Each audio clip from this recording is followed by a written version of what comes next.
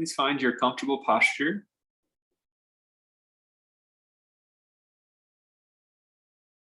And already, right, we say this every week, take a comfortable seat.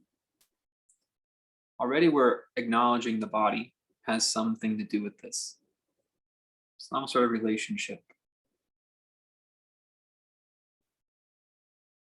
The difference about how do you decide what's comfortable? There's actually the secret is happening right there. What's comfortable should be directly felt as opposed to thought. How many of us at one point believed we had to sit cross-legged, we had to have maybe even a full lotus position?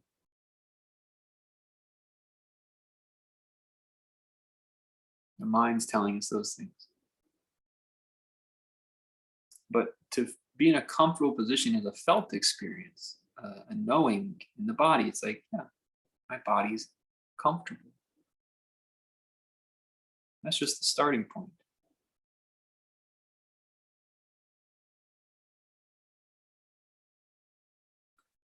When we do that, we're acknowledging two things that we're going to have to work on. One, I've got a mind that can choose whether the body's comfortable or not. And two, it matters that my body is comfortable and my mind tries to make comfort happen.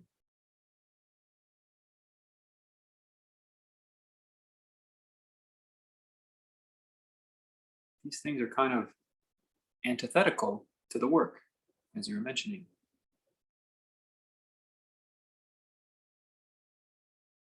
We need to start with something. We need to start somewhere. As I was taught, there's actually dispositions for this work. Not everyone's fit for it. They have to do preliminaries, and they may never even complete the preliminaries just to be able to do this work, to really be a seeker who's going to get something lasting out of this. There's a certain level of inner tenacity, we call it tapas, required. You all have it because you're just here so regular and you put up with these long sits. You must have it. That's how I was taught. Make them sit a long time. If you can sit a long time, you're definitely going to have enough tenacity to endure your mind, to endure your thoughts, to hold off the impulse to live our day-to-day life. It's a good way to check, is there enough tenacity?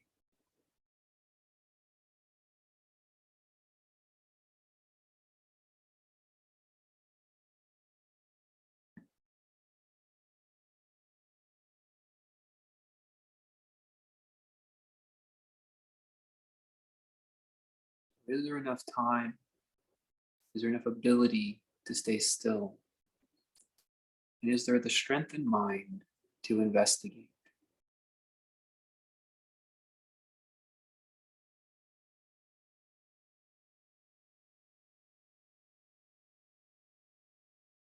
Tonight we'll investigate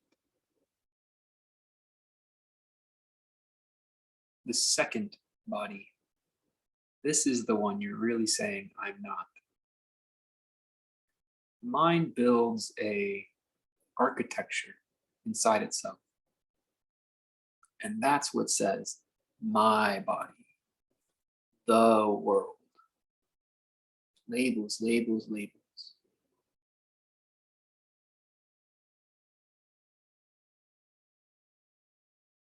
And we live inside that picture show of labels and meaning.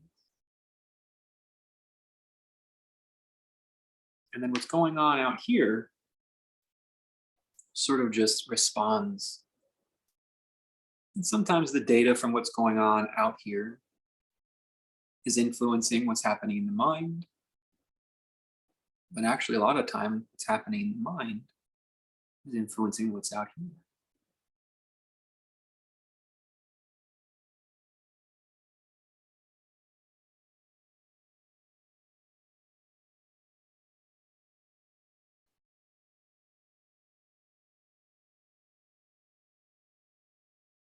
The mind sort of creates an overlay of labels and names and meanings on reality, divvies it up. This is my body. These are my thoughts. That's the outside world.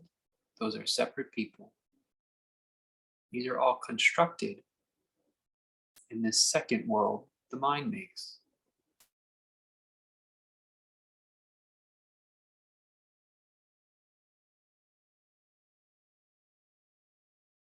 Just check in with that. See if you can observe this going on in your own experience for a few minutes.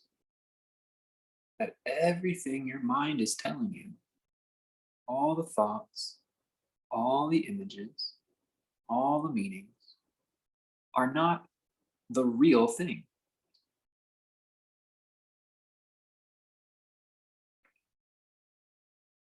They're renditions.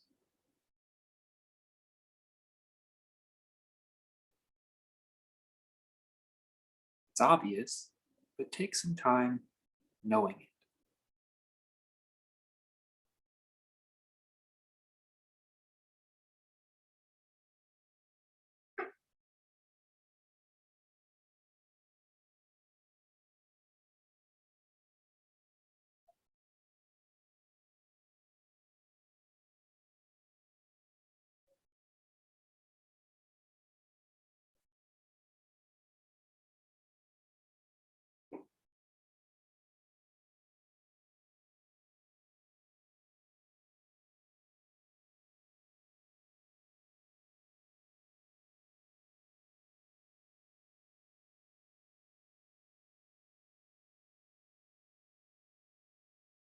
Notice how all the thoughts, even if they're about real people, real events, they aren't the real people and they aren't the real events.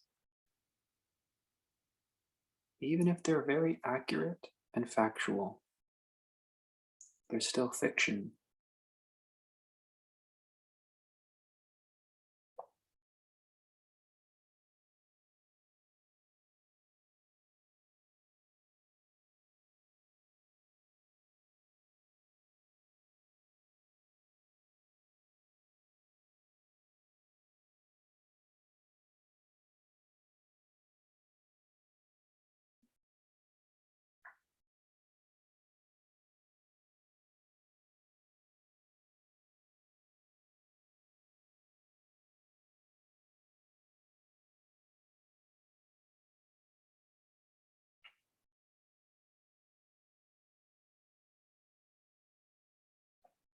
It's almost mundane. It's obvious. Just take a few more moments knowing it for yourself. Every thought, every label, every name, every image in your mind is not the real thing.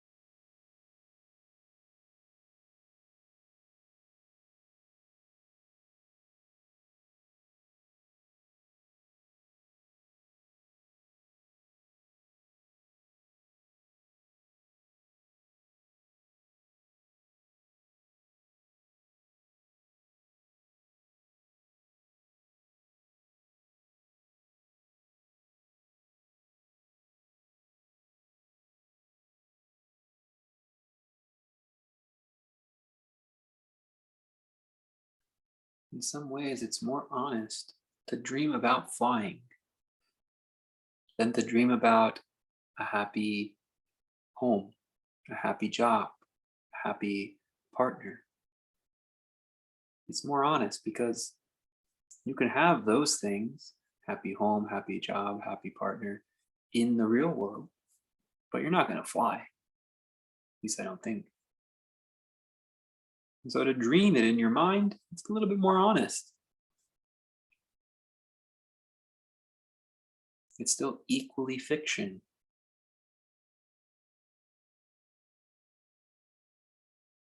And to dream in your mind a better job, better relationship, better home, whatever.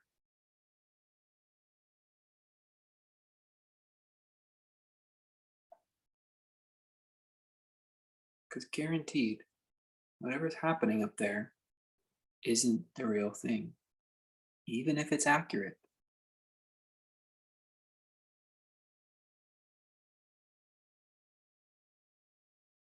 Take another moment. Make sure you know it's true.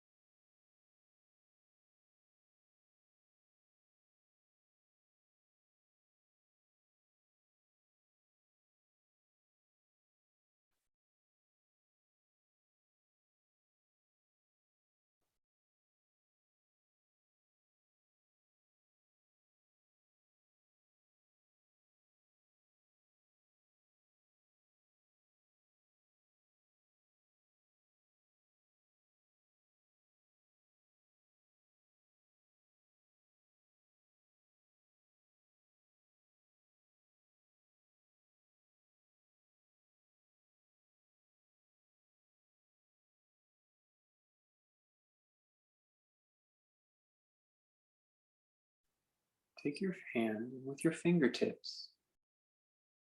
Touch whatever is next to you, the couch cushion, the floor, the blanket, whatever it is. Feel that there is just sensation.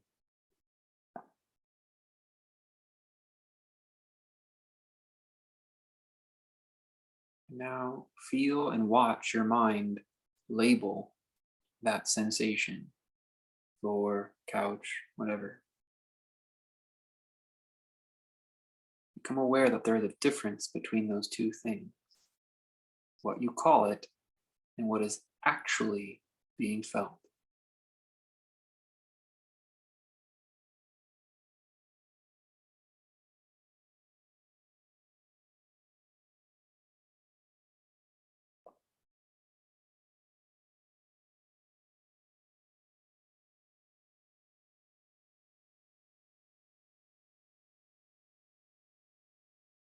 Can you see what color it is in your mind?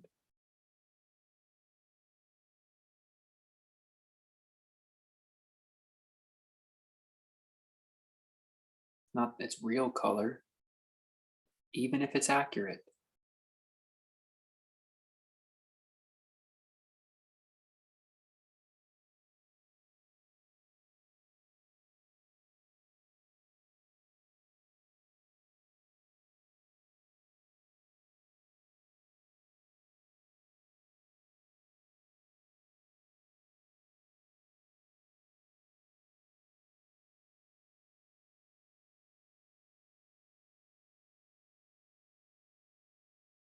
It's part of the world in your mind, that second world.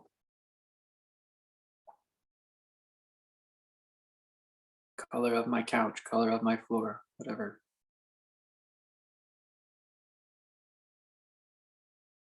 But what your fingertips are touching, what's happening there, pure sensation, that's part of the first world.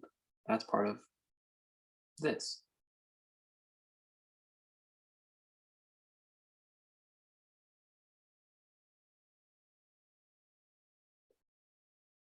Say the word couch or floor, whatever, into your mind. Recognize that's not in the first world. That's not out here. That's in the second world. The label, the name, what your hand is touching.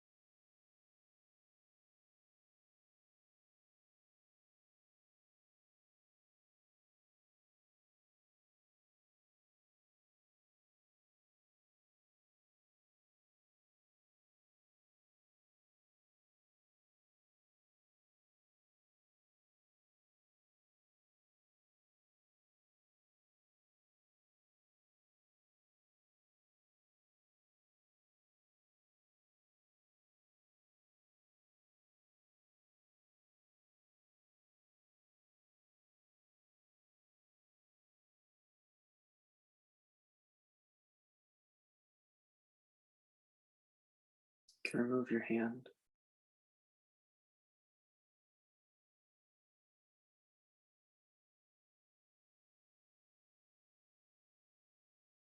Can you remember what it felt like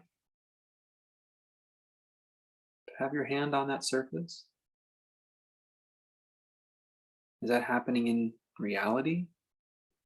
Or is that in the second world of your mind?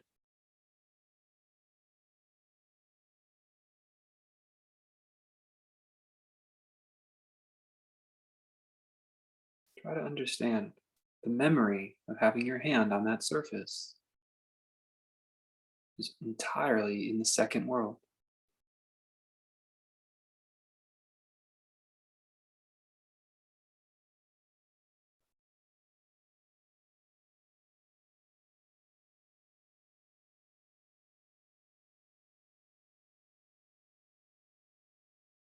What you remember about it, however accurate and factual, is still a fiction.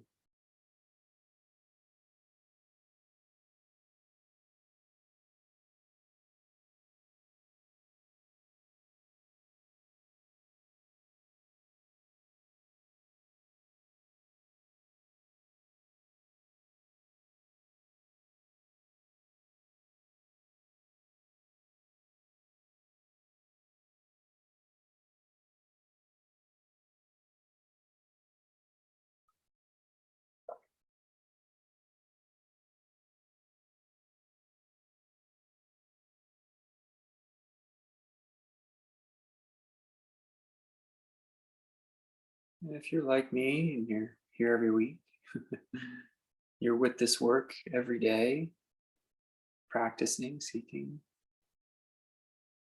there comes a moment where you realize, I don't want the fictions, I want the truth.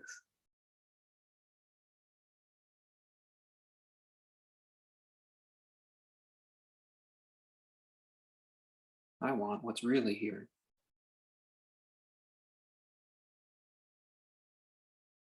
I don't need to dream about flying.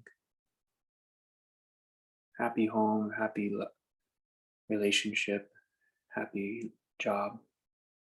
I just want the truth. I don't want what's in that second world, because the second world only offers fiction.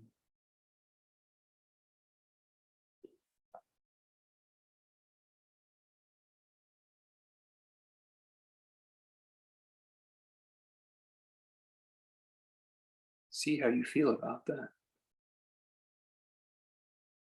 Do you want what's really here, or is it a fiction of the mind that you're after?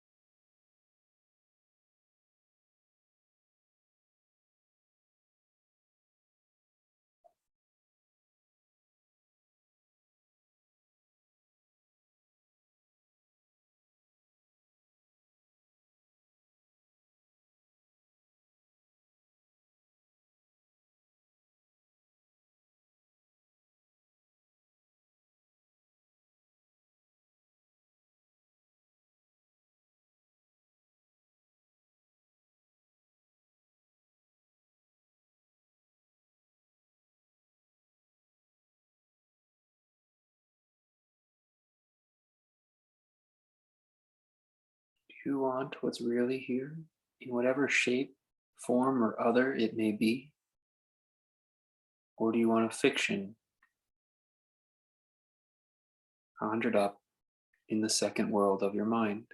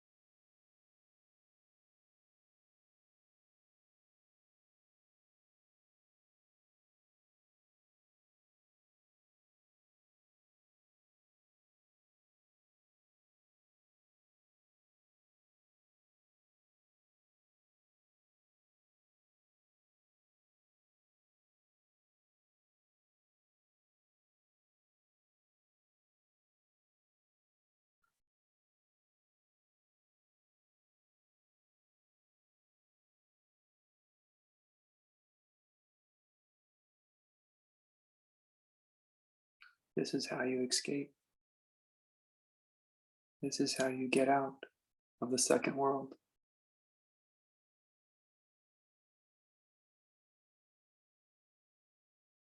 You don't really want enlightenment, awakening, happiness,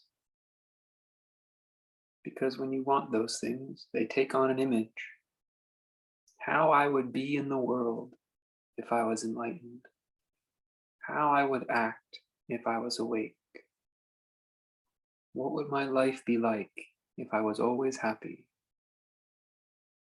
Fiction, fiction, fiction. Names and images in the second world.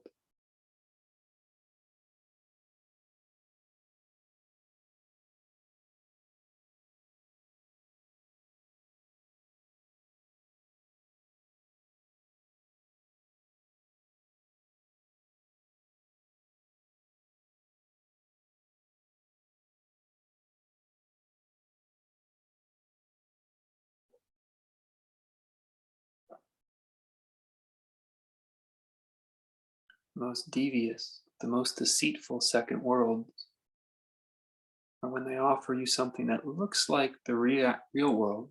It looks like the real, but it's just a little different.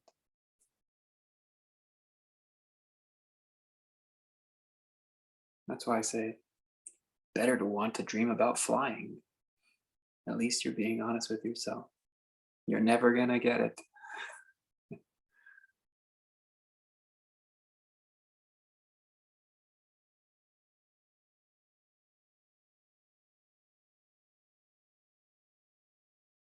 But when you dream about a happier home, happier job, happier relationship, oh, 101 in how to stay in the second world.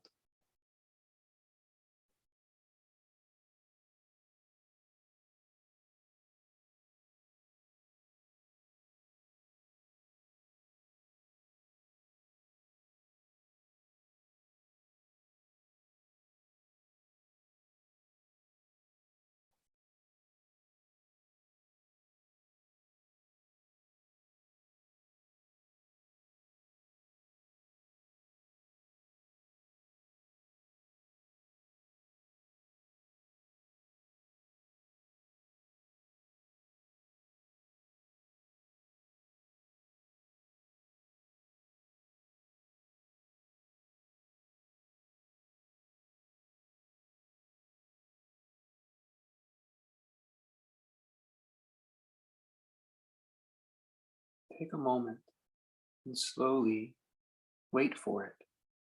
You're going to use your hand, you're going to touch what's next to you again. But wait until you let the label hand and you let the label of what it is that's next to you fade away from your mind. Just touch, even before you have the word touch. See if you can just have the pure experience of that sensation before the second world builds its architecture around it.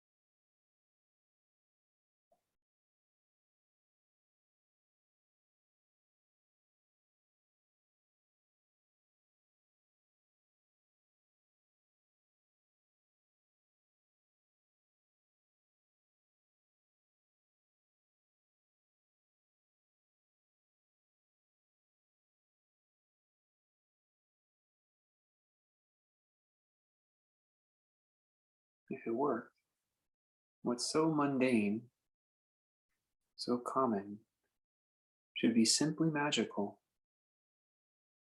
a pure embodied experience.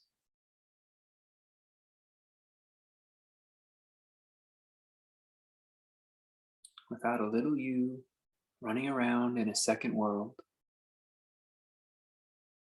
deciding things about it.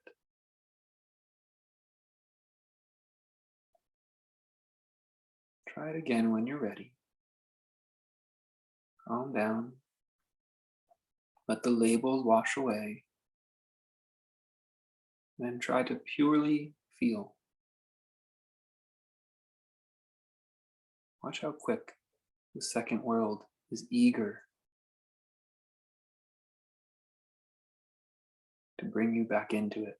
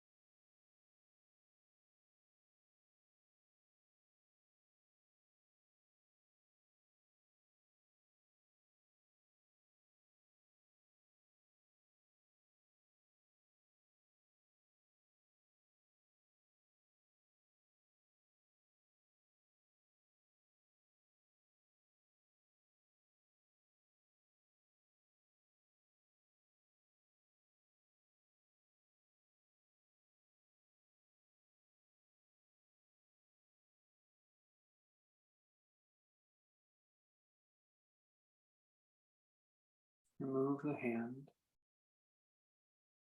from the surface. You can still feel the floor or the surface on your fingertips. You can see it in your mind, in your memories,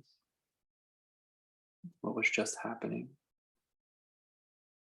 Now say, that was not my hand. Those are not my fingertips.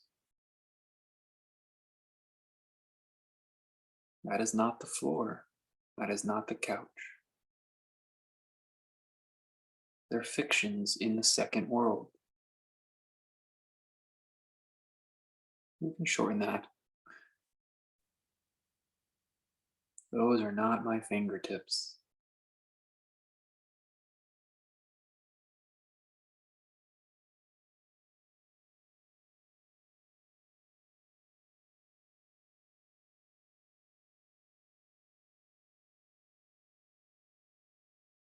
They're just images and names in the second world.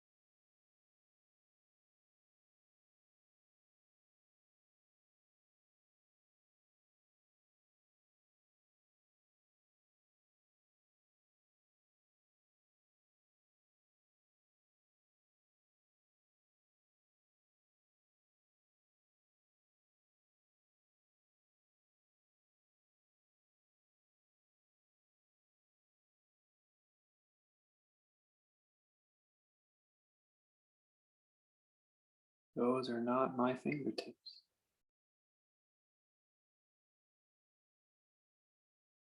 images, names, memories in the second world, even if they're accurate.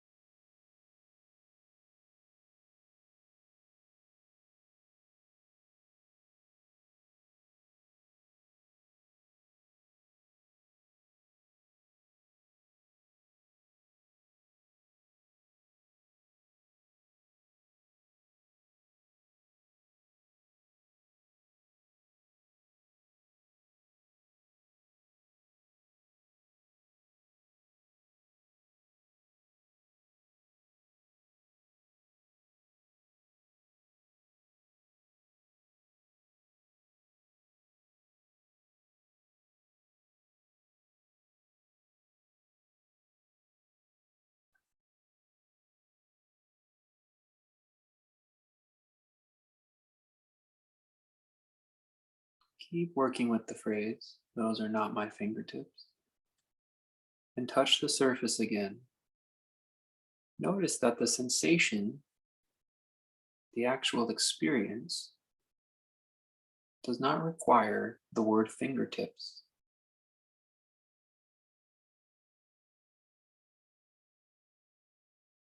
There's just the feeling, there's just the embodiment. It's only after the second world explains it. Try to understand the difference.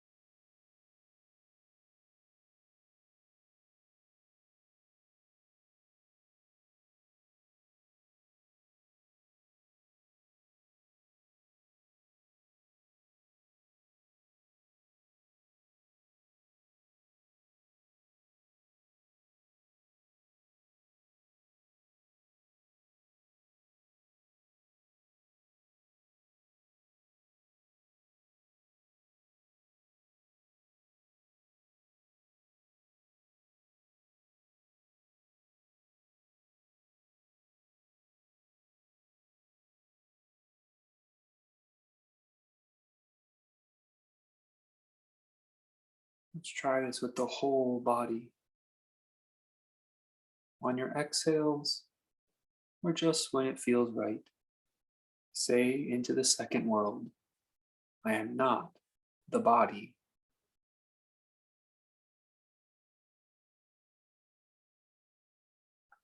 I am not the body.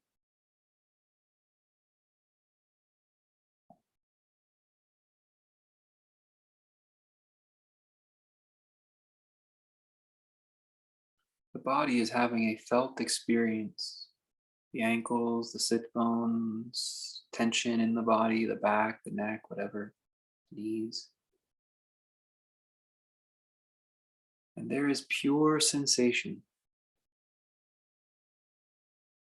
pure feeling before you label it knees, back, body.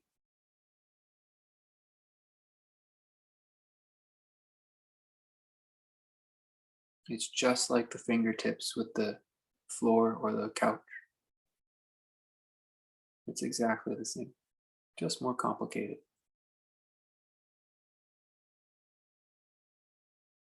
I'm not the body.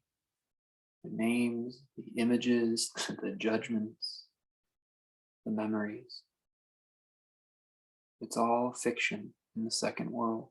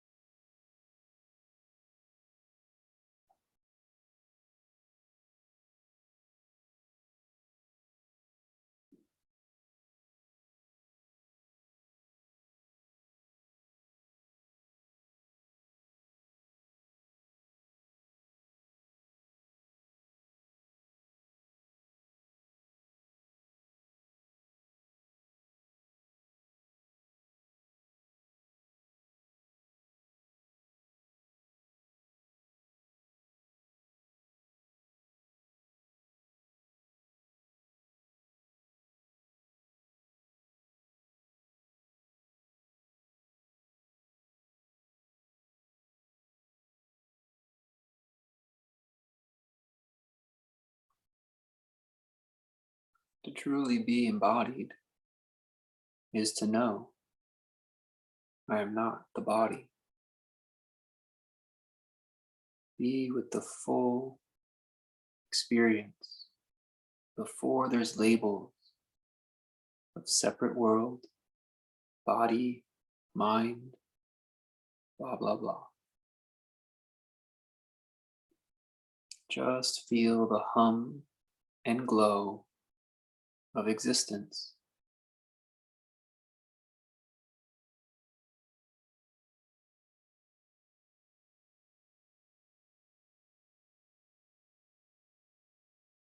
You will not be able to find where the body stops, the clothes, the earth, the couch, whatever begins. That's all second world.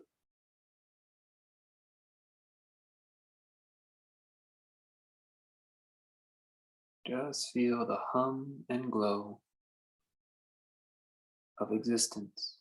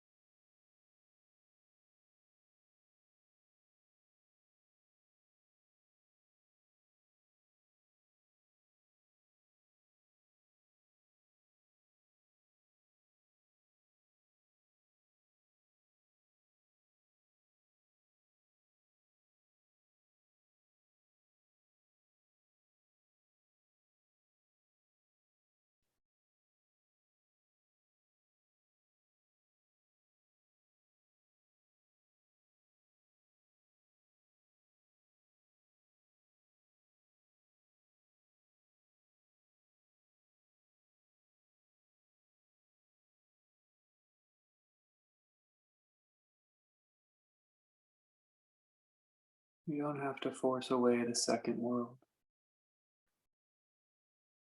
It'll catch you. You'll find yourself in a fiction, identifying with a body in that second world, talking to other bodies. It'll show you your desires and fears. Take note.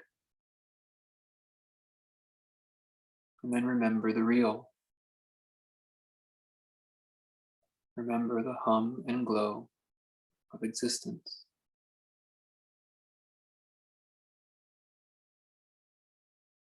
There's nothing else to do.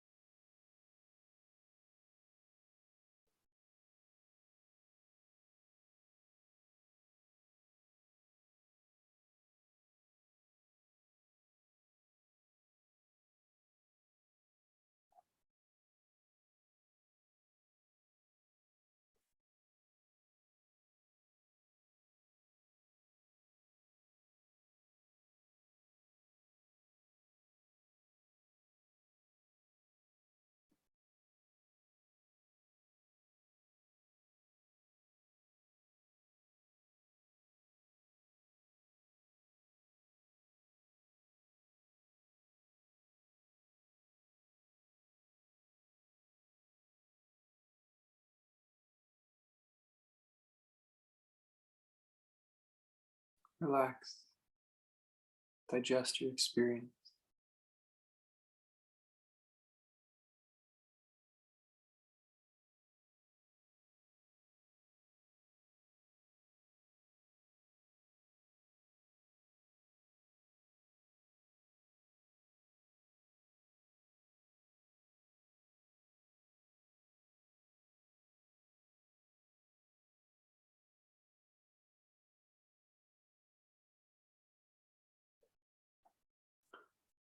You can sign up from the call or we'll do questions.